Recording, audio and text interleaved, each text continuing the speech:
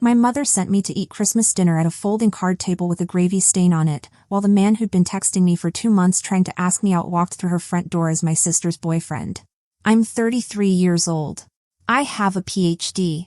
I manage $180 million in cancer research funding. And I sat there on a metal folding chair, between my 6-year-old daughter and a 5-year-old in a booster seat, eating turkey off a paper plate, while my mother polished Waterford crystal wine glasses 12 feet away and told everyone how proud she was of the family. That was Christmas Eve, 2025. By 7 o'clock that night, the man my mother had been grooming to be her perfect son-in-law had walked out the front door. My sister was in tears. My mother was shaking. My father was silent. And I was carrying my daughter out into the snow. But before I tell you how that exploded, you need to understand how I got there. Because this story didn't start on Christmas Eve. It started with a family that had spent 33 years deciding I didn't matter.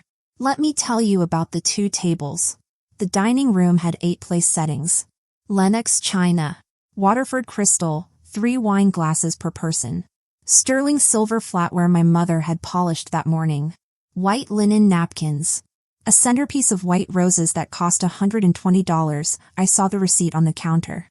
The breakfast nook had a folding card table from Target. A plastic tablecloth with cartoon snowmen. A gravy stain from Thanksgiving nobody had bothered to wash out. Paper plates. Disney princess cups. A box of 24 Crayola crayons. And me, 33 years old. 6 hours of white-knuckle winter driving behind me. My daughter Nora holding my hand, sitting next to my 7-year-old cousin Finn and my 5-year-old cousin Ava strapped into a booster seat. Nora looked around, then looked back at me and asked, loud enough for anyone nearby to hear, "Mommy, are we eating with the babies because Grandma doesn't like us?" I crouched down. "No, baby. We're just sitting here to give the grown-ups more room." She frowned. "But you're a grown-up." I had nothing to say to that. Because she was right. And we both knew it. I know what you're thinking. Why did I even go? Because some stubborn, hopeful part of me thought this year might be different. That after everything I'd built, they'd finally see me. I was wrong. Here's what my family doesn't know about me. They never asked. They filled in the blanks themselves, struggling single mom, doing paperwork for some charity in Philadelphia. Someone who made a mistake leaving her husband. Someone who couldn't quite get it together. That's not who I am. I'm the Senior Program Director for the National Cancer Research Alliance, one of the 5 largest cancer research grant-making organizations in the country. I manage $180 million. I have 23 people reporting to me. I review over 400 grant applications every year. I was promoted in September. My salary is $165,000 a year plus bonuses. I have a PhD in molecular biology from Georgetown University. 12 published peer-reviewed papers. I collaborate with researchers at the NCI. My mother doesn't know any of this. She never asked. I live in Rittenhouse Square in Philadelphia. 8th floor, view of the park. Nora and I walk to her school, walk to the farmer's market, walk to work. We built a real, full life, from scratch, with no help from my parents. But my mother still thinks I'm the daughter who couldn't get it right. I need to explain the name situation, because it matters later. I was married to Ryan Hall for 3 years. Good man, wrong timing, different paths. We divorced in 2021, amicably. He's a good father. We co-parent well. I kept his last name professionally, not because I missed him, but because my entire career was built under Olivia Hall. My publications, my LinkedIn, my diploma, my business cards. Olivia Hall has a career. Olivia Watson is the daughter my parents dismiss. So I kept both. Olivia Hall at work. Olivia Watson on my driver's license and in my parents' house. When I told my mother about the divorce, she was quiet for 8 seconds. Then, well, these things happen. At least you have Nora. Like my daughter was a consolation prize. Then, are you seeing anyone? I said no. She sighed. You should try harder, Olivia. Nora needs a father figure. I hung up. I didn't come home for Christmas that year. Or the next. When I finally came back in 2022, my mother opened the door and said, "You look tired." Not, "I missed you." Not, "I'm glad you're safe." Then she picked up Nora and said, "Oh, you look just like your Aunt Paige when she was little." Nora looks nothing like Paige. She looks exactly like me. I didn't correct her. That Christmas, they took a family photo. My mother arranged everyone, then looked at me and said, "Olivia, sweetie, could you step back a bit? You're casting a shadow on Paige." I stepped back. That photo is still on the mantle. 8 by 10, framed. My parents and Paige, perfectly centered. Nora and I on the edge, half-cropped, barely there. My mother points to it when guests come over. "That's a lovely shot of the three of us, isn't it?" 3. This past Easter, she introduced me to Reverend Howard's wife. "This is Paige, our youngest. Such a lovely girl." Then, "And this is Olivia. She's up in Philadelphia with a foundation. And this is her daughter, Ava. Nora. Her name is Nora." Nora squeezed my hand. "Mommy, Grandma forgot my name again." That was the moment I stopped trying to get their approval. No speech, no drama. I just quietly stopped.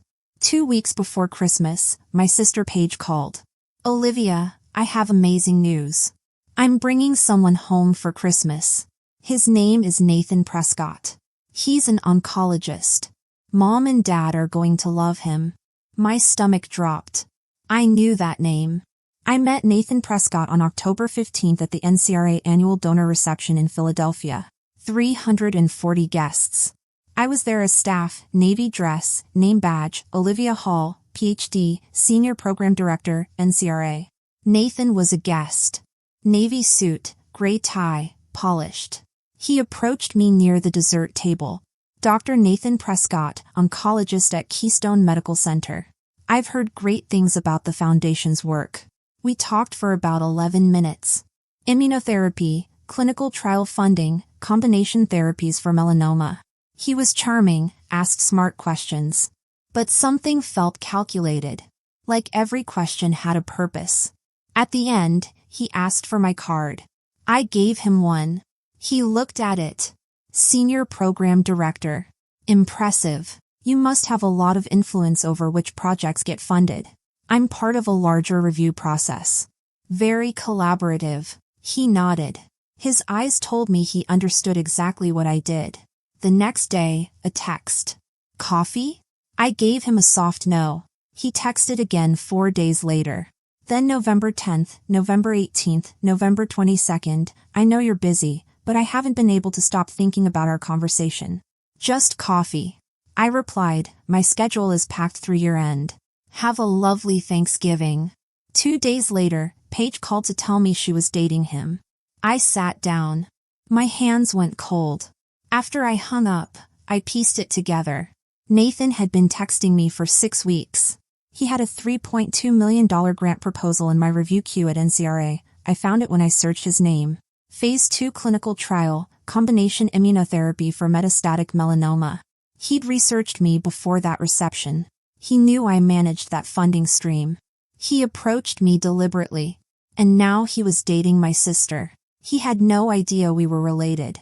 Paige's last name is Watson. Mine, professionally, is Hall. And my mother describes me to people as, "Olivia lives in Philadelphia. Works with a nonprofit. Has a daughter." Vague. Dismissive. No way for Nathan to connect those dots. I said nothing to Paige. I told myself I'd figure it out. I didn't. December 23rd. My mother called. "Olivia, Paige's boyfriend will be there. Nathan, he's a doctor. Very accomplished. I need you to just be pleasant. Don't talk too much. Don't mention your work. Just let Paige have her moment. Can you do that?" Nora was tugging my sleeve, stuffed bear in hand, excited for the trip. "Sure, Mom. I mean it. Don't embarrass us." She hung up. Nora looked up at me. "Are we going to see Grandma and Grandpa?" I knelt down and hugged her. "Yeah, baby, we are." "Do they like us?" My heart broke a little. "Of course they do, sweetie." But I wasn't sure I believed it. 6 hours. Heavy snow the whole way. Nora slept in the back. I drove in silence. We pulled in at 4:52 p.m. My mother opened the door, looked at my coat, my boots. You're late. Then, not the dining room. Go sit in the breakfast nook with the kids. Your sister's boyfriend will be here any minute, and I will not have you embarrass us tonight. We walked through the house. Past the Lenox china, the crystal, the white roses. Into the breakfast nook. Folding card table. Snowman tablecloth, gravy stain and all. Finn and Ava already there with their crayons. Nora sat down, looked around, and asked, Mommy, why does Grandma always make us sit here? Are we eating with the babies because she doesn't like us? My mother, from the dining room, pretended not to hear. No, baby. We're just giving the grown-ups more room. But you're a grown-up. I know. She didn't pick up a crayon. I sat down between my daughter and a booster seat and watched my mother smooth those linen napkins for the 100th time. The doorbell rang at exactly 5 o'clock. Paige practically ran to the door. Smoothed her dress. Checked her reflection. Opened it. Nathan stepped inside. Charcoal gray suit. Burgundy tie. Mirror-polished shoes. Bottle of Chateau Margaux, at least $200. He kissed Paige on the cheek, smiled at my father, shook his hand. Then his eyes did what eyes do in a new space. They scanned. Took in the room. His gaze swept past my father. Past my mother. Past the dining room. And landed on me. Sitting at the kids' table. 12 feet away. My daughter beside me. I watched it happen in slow motion. Recognition. Shock. Panic. His face drained of color in about 2 seconds. His body stumbled slightly. His right hand shot out and grabbed the door frame, white-knuckled. The wine bottle tilted. He caught it. 4.5 seconds of direct eye contact. I didn't look away. Paige didn't notice. She was taking his coat. Nathan, are you okay? He snapped the smile back into place. Yes, sorry, I slipped. Very polished floors. My mother swooped in. You must be Dr. Prescott. We're so delighted. Nathan shook her hand, complimented the house. Smooth. Like nothing had happened. Paige gestured toward the back. And that's Olivia, my older sister. She lives in Philadelphia. Works with nonprofits. Nathan looked at me. Forced smile. Nice to meet you, Olivia. I didn't stand up. We've met. The room froze. Every head turned. Paige's smile faltered. What? My mother's eyes snapped to me. Sharp warning, don't you dare. I kept my voice even. We met at a conference in October. The NCRA donor reception in Philadelphia. Nathan's jaw tightened. Right. Yes. I didn't realize you were related. My mother forced brightness. Isn't that lovely? Nathan, let's get you settled. Dinner's almost ready. She steered him toward the dining room. Paige lingered. You didn't mention you knew him. It didn't come up. She frowned and followed. Nora tugged my sleeve. Why did he look scared when he saw you? 6-year-olds see everything. I don't know, sweetheart. Why don't you color with Finn? She picked up a crayon. But she kept glancing toward the dining room. Dinner was served at 6:15. Nobody came to the breakfast nook. I got up, made Nora a plate, made plates for Finn and Ava. Nobody offered to help. From the dining room I could hear everything. My mother performing for the table. Nathan describing his clinical research, the exact trial I'd been reviewing for 3 months. The one he didn't know I had significant influence over. Nora pushed her plate away. Mommy, can we go home now? Soon, baby. At 6:45, dessert came out. Uncle Gary was sitting next to Nathan. Nathan's phone buzzed. He reached into his jacket. When he pulled it out, something else came with it. A business card. It fell to the floor, face up. Uncle Gary picked it up. Reflex, he read it out loud before handing it back. Olivia Hall, Ph.D., Senior Program Director, National Cancer Research Alliance. He paused. Looked toward the breakfast nook. Olivia, is this yours? Every fork stopped. Every conversation died. Yes. That's mine. Paige's voice went shaky. Why do you have my sister's business card? Nathan scrambled. We met at the reception in October. She gave me her card. I didn't realize you two were related. If you didn't think anything of it, why is it still in your pocket? Silence. Paige turned to me. Olivia. I squeezed Nora's hand, stood up, walked slowly toward the dining room. 8 pairs of eyes followed me. I pulled out my phone, scrolled to the messages, and started reading. Calm. Even. Like a weather report. October 16th, Olivia, it was wonderful meeting you last night. I'd love to continue our conversation over coffee. Are you free this week? Silence. November 2nd, I really enjoyed our conversation. What do you say to coffee? Just 30 minutes. Paige's face went white. November 22nd, I know you're busy, but I haven't been able to stop thinking about our conversation. Just coffee. What do you say? I looked up. Paige was staring at Nathan, hands shaking. You've been asking my sister out? Paige, I didn't know she was your sister. Your last name is Watson. Hers is Hall. You didn't know I had a sister? You didn't know I had a family? We only started dating in November. You were still texting her in November. She pulled away when he reached for her. Did you know about me when you were texting her? No. I swear. Nora's small voice cut through. Mommy, why is Aunt Paige crying? It's okay, baby. Stay there. My mother stood up, voice high and brittle.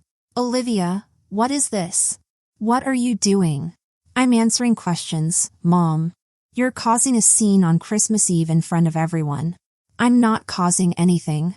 I'm telling the truth. Reverend Howard shifted in his chair. His wife touched his arm. They wanted to be anywhere else on earth. My father sat stone-faced. Silent. There's more you should all know. I looked at Nathan. Tell them about your grant application. His face went gray. What grant? Paige asked. Nathan submitted a proposal to NCRA in September. $3.2 million. Phase 2 clinical trial, combination therapy for metastatic melanoma. I let it land. I'm the senior program director who oversees that funding stream. I review proposals like his. My recommendations carry significant weight with the board. Paige's voice dropped to a whisper. You're reviewing his grant. I was. Until I realized there was a conflict of interest. Nathan's voice shook. Olivia, I didn't know you were the person reviewing my proposal. Didn't you? My card says senior program director. You asked what I did. You're a smart man, Nathan. He opened his mouth, closed it. Nothing. My mother found her voice. Olivia, what exactly is your job? I turned and faced her fully. I'm the senior program director at the National Cancer Research Alliance. I manage $180 million in cancer research funding. I supervise 23 people. I review over 400 grant applications a year. I make $165,000 plus bonuses. I have a PhD from Georgetown University. 12 published papers. And I was promoted in September.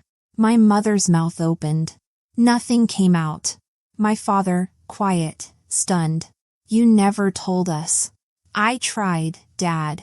You never asked. But you said you work for a nonprofit. I do. NCRA is a 501(c)(3).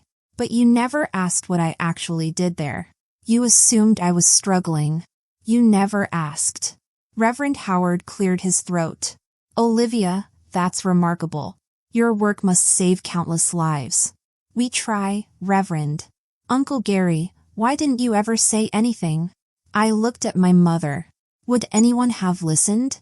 Silence. Nathan tried once more. Olivia, NCRA policy requires you to recuse yourself from my review. This is a conflict of interest. I know. I've already drafted the disclosure email. I'll file it Monday. Paige stood. Chair scraped. Tears streaming. Get out. Paige, please. Get out of my house. Still. Controlled. Final. Nobody moved to defend him. He grabbed his coat, walked to the door, looked back one last time. I'm sorry. She didn't answer. He left. The door closed. 7:09 p.m. Mommy. I walked back to Nora and crouched down. It's okay, baby. Why was everyone yelling? They weren't yelling at you. I promise. Paige collapsed into a chair. I sat beside her. She looked at me, eyes red. You knew he was interested in you. I didn't know he was seeing you until you told me his name. But yes, I knew he was texting me. And I said no every time. Did you like him? Honest. No. Something felt off.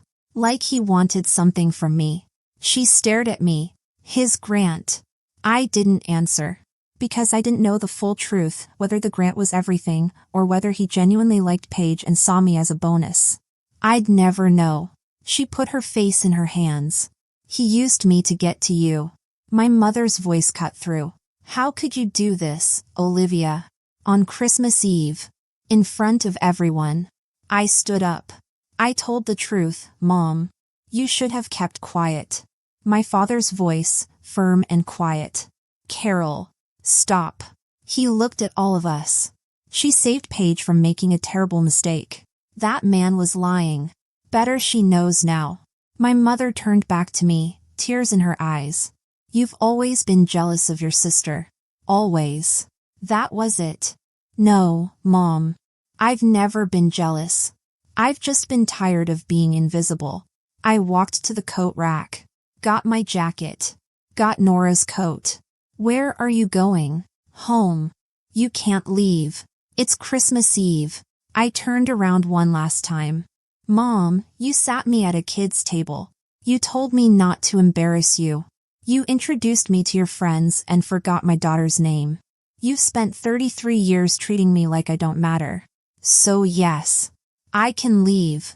And I will. I held out my hand to Nora. Come on, baby. She took it without hesitating. Paige's voice, quiet, broken. Olivia, wait. I stopped. Thank you for telling me. I wish you'd told me sooner.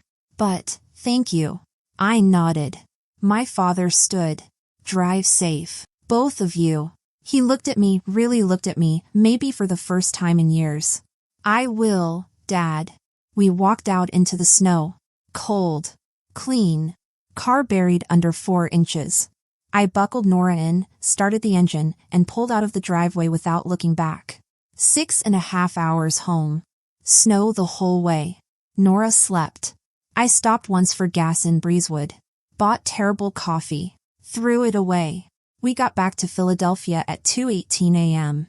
I carried Nora upstairs, tucked her in, kissed her forehead. She murmured, half asleep, Mommy, I'm glad we're home. Me too, baby. Me too. I lay down on my bed. The apartment was quiet. No performance. No drama. Just us. For the first time in hours, I could breathe. The day after Christmas, I wrote the email I'd promised. Full disclosure to Dr. Vance, our chief science officer. Timeline, everything attached. No excuses. Just facts. He replied within hours. Thank you for your transparency. We'll handle this appropriately. The grant was reassigned to Dr. Diane Hartley. I was off the case. Paige and I texted regularly over the next 2 weeks. She was hurting, but waking up. She'd found a pattern with Nathan, women in positions that could help his career. I feel like such an idiot. You're not an idiot. He was calculating. You couldn't have known.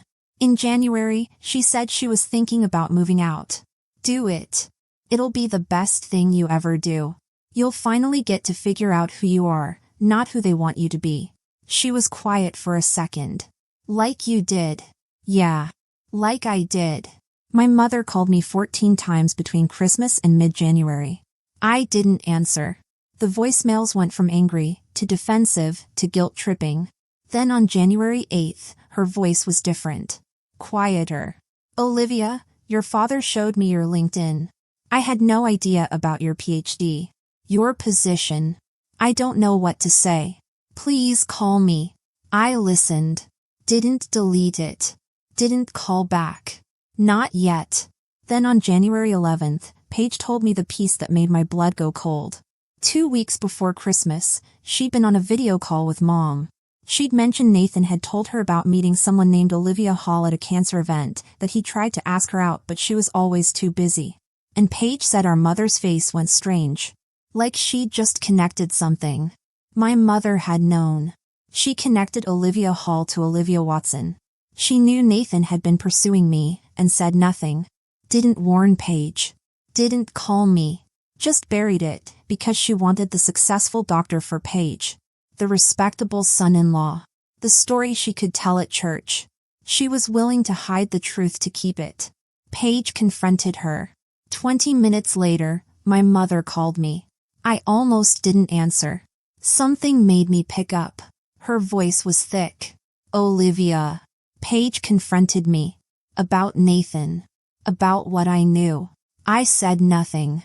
I should have told her. I should have told you. I wanted Paige to be happy. I thought if I ignored it, it would go away. Long pause. I was wrong. I'm sorry. For that. For the kids' table. For dismissing you. For 33 years of treating you like you didn't matter. Something cracked in my chest. I don't know if sorry is enough, Mom. I know. But it's all I have. I hung up. On February 14th, Valentine's Day, which is almost funny, a colleague told me Nathan's grant had been approved. Dr. Hartley's review came back strong. $3.2 million, funded. I felt nothing. Not anger. Not satisfaction. Just professional neutrality. He got what he deserved on merit. The process worked. Good. On February 21st, a handwritten letter arrived. 3 pages. Cream stationery. My mother's monogram. I read it twice at my kitchen table. She wrote about the narrative she'd built about me over 33 years. The daughter who made mistakes. Who needed fixing. She'd never once stopped to ask if that narrative was true, just believed it, and built every interaction with me around it. My father had shown her my LinkedIn, my publications, my position. She felt like she'd been looking at me through distorted glass for decades, seeing someone who wasn't there. She said she didn't know how to fix it. But she wanted to try.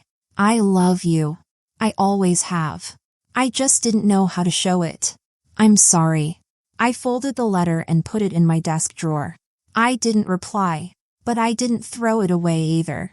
On March 1st, Paige came to visit. First time she'd ever seen my apartment. She walked in and said quietly, Olivia, this is beautiful. Nora ran up, shy at first.